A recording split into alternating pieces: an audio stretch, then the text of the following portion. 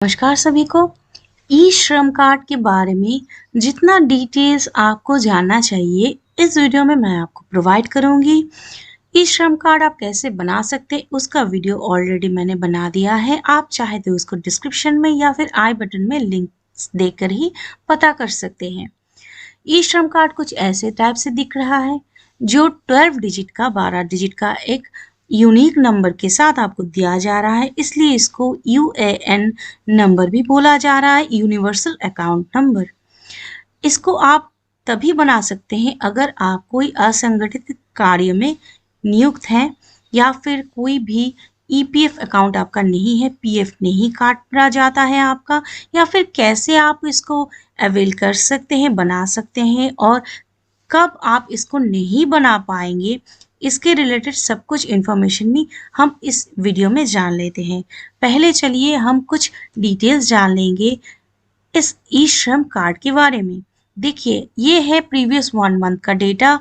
ये अगस्त में लॉन्च किया गया था। सितंबर में इसका जो डेटा है वो एक बार चेक कर लीजिए। फर्स्ट वीक में आप देख रहे हैं कि 13,55,716 ये डेटाबेस आया था रजिस्ट्रेशन का फर्स्ट वीक में, जबकि 4 हफ्ते में चौथा हफ्ता जो है वहां पर जाकर ये आपको डेटा दिखेगा कि 1,71,00,000 और 59,743 इसमें ऑलरेडी रजिस्टर्ड हो चुके हैं।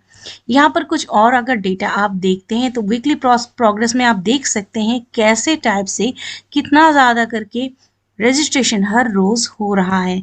और यहाँ पर अगर आप थोड़ा सा ध्यान दे तो आपको दिखेगा कि मेल और फीमेल का रेशियो पुरुष और महिला में देखिए लगभग 50% ही यहाँ पर महिला है। मतलब जैसा कि पता ही नहीं है सेंट्रल गवर्नमेंट को कि असंगठित क्षेत्र में कितना ज़्यादा श्रमिक काम करते हैं और वहाँ पर देखिए 50% ही वुमेन है।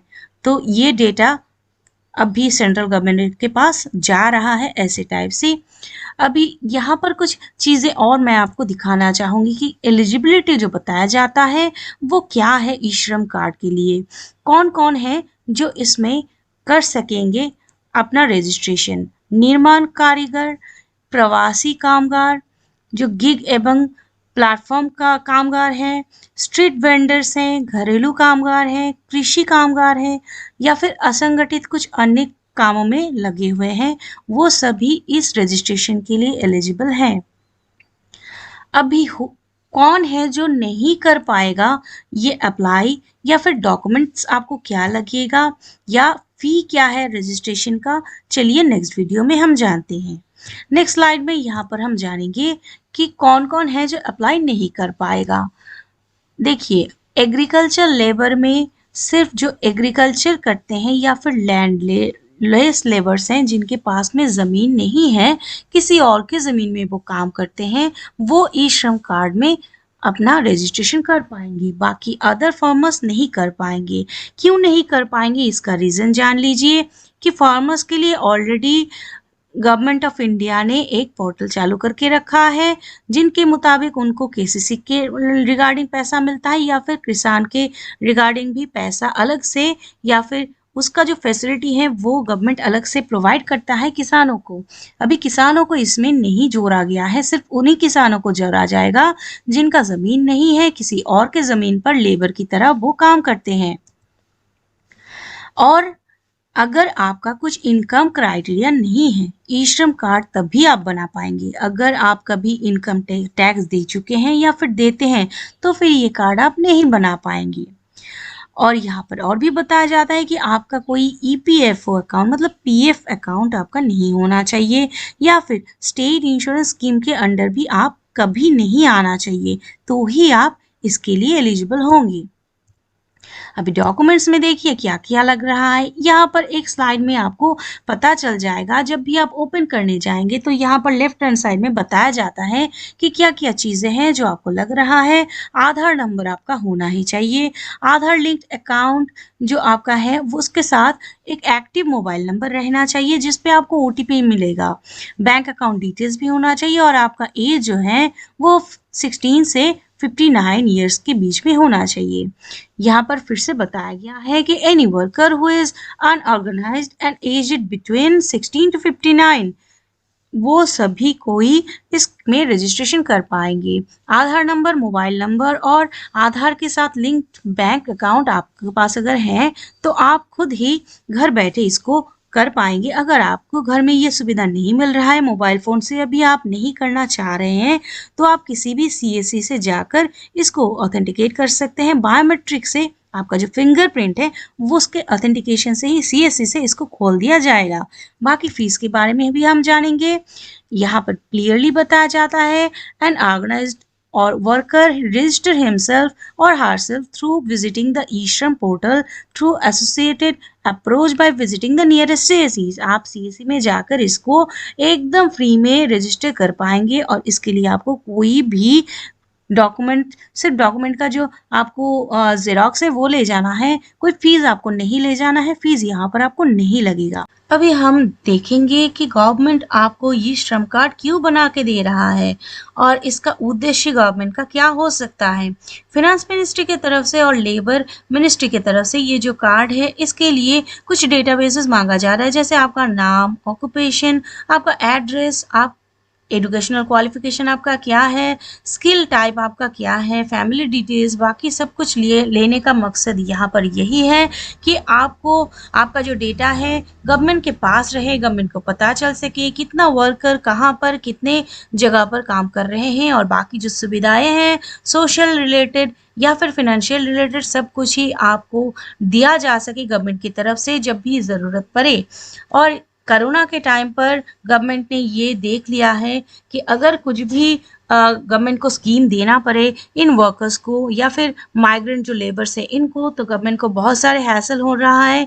जो स्टेट्स हैं उनको सबसे वही सुविधा नहीं मिल रहा है। आपको अगर कोई पैसा देना होता है तो गवर्नमेंट का कोई सोर्सेस नहीं है जहां पर आपको पूरी तरह से आपके अकाउंट में पैसा जा सके या फिर आपका अकाउंट जो है वो गवर्नमेंट के पास में है या फिर आपको पैसा मिला है या नहीं वो भी गवर्नमेंट को पता चल सके। तो इसीलिए आपका ये बैंक अकाउंट भी लिया जा रहा है ताकि कोई भी अगर टाइम आए, कोई क्राइसिस का टाइम आए या फिर आपको कोई जॉब देने की ज़रूरत हो या फिर माइग्रेंट वर्कर को कुछ भी सुविधा देने की ज़रूरत हो तो आपका जो डेटाबेस है वो गवर्नमेंट के पास में होगा और कभी भी गवर्नमेंट चाहेगा तो आपको जॉब का ऑफर भी यहाँ से ही मिलेगा और आपको जो बाकी का फैसिलिटीज़ हैं, जो इंश्योरेंस का फैसिलिटीज़ है या फिर कोई भी ऐसा फैसिलिटी जो आप लोगों के लिए सिर्फ बना होगा वो आपको डायरेक्टली मिल सके। कुछ और फीचर्स हैं ई श्रम कार्ड का, वो भी आप देख लीजिए। ई श्रम कार्ड आपका पूरी तरह से कंट्री के हर जगह पर वैलिड होगा। यहाँ पर ट्रांसफ़र आप कर सकते हैं बैंक अकाउंट में कोई भी फंड डीबीटी के माध्यम से या फिर डिज़ास्टर सिचुएशन में डीबीटी के माध्यम से गवर्नमेंट भी आपको ये फैसिलिटी प्रोवाइड कर सकेगा। कहीं पर भी बैठे बैठे आप गवर्नमेंट का पैसा ले सकेंगे। यहाँ पर सोशल सिक्योरिटी स्कीम का भी आपके लिए लाभ दिया जाएगा और आपको वर्कर जो हैं उनको उनके स्किल के लिए डेवलपमेंट का और एम्प्लॉयमेंट का अपॉर्चुनिटी भी दिया जाएगा। गवर्नमेंट ये भी सोच रहा है कि आपको कुछ ट्रेनिंग भी मोबाइल के ज़रिए दिया जाए ताकि आपका भी इनकम सोर्स और भी ज़्यादा हो जाए। और यहाँ पर देखिए टाइम टू टाइम रजिस्ट्रेशन या फिर रिन्यूअल का कोई भी जगह नहीं है। एक बार आप बना लेंगे बस आपका हो गया, आधार कार्ड के जैसा ही ये आपका काम करेगा। बेनिफिट क्या क्या होगा ई श्रम कार्ड का। ई श्रम कार्ड जो है वो सबसे पहले जान लीजिए कि 2 लाख का एक्सीडेंटल इंश्योरेंस कवरेज आपको देगा। इसीलिए ई श्रम कार्ड में आप जब नॉमिनी दे रहे हैं तो आपका अगर कुछ भी हो जाता है एक्सीडेंट के दौरान तो आपका जो यहाँ पे इंश्योरेंस होगा वो आपके फैमिली नंबर में आपके नॉमिनी को दे दिया जाएगा।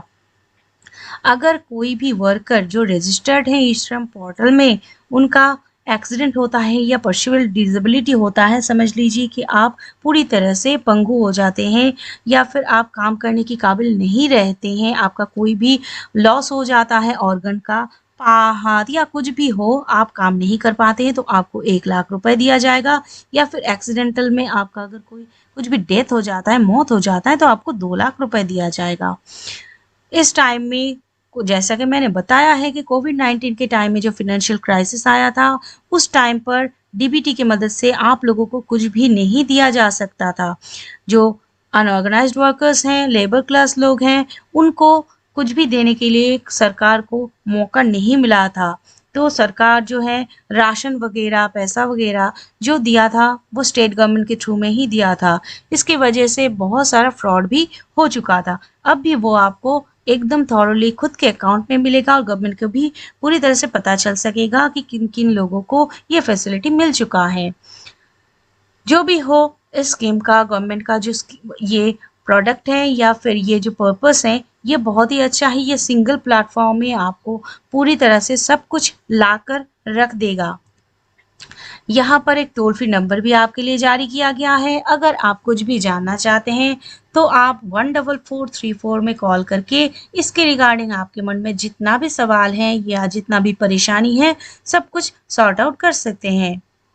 प्रधानमंत्री सुरक्षा बीमा योजना, जिसका फैसिलिटी इसमें आपको दिया जा रहा है, उसका लाभ आप देख सकते हैं। ऑलरेडी इसके बारे में मैंने एक वीडियो बना दिया है।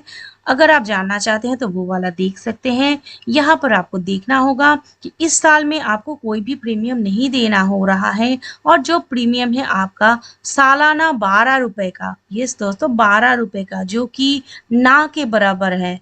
तो 12 रुपए प्रीमियम देकर ही आप 2 लाख का ये एक्सीडेंटल इंश्योरेंस बेनिफिट पा सकते हैं और 1 लाख का आपका कंप्लीट डिसेबिलिटी बेनिफिट भी यहाँ पर पा सकते हैं।